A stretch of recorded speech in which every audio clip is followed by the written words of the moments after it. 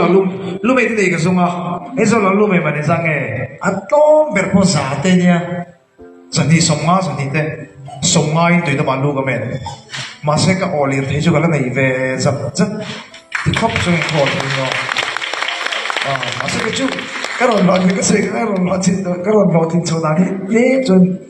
mình đang nói cho tiền bạc tiền rồi ngay thổ đi được bao ngày bây giờ như thế cái thuộc chuyện á lời riêng à ta rồi có cho in ta có thêm lu cái mẹ cho cái á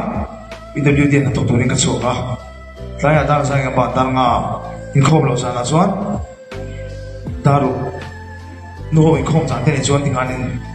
phải chân lu tiếng mẹ tiếng chuan nào có thuộc về chuyện gì bộ mà tôi tin muốn cái tiếng Anh nó đấy cái đâu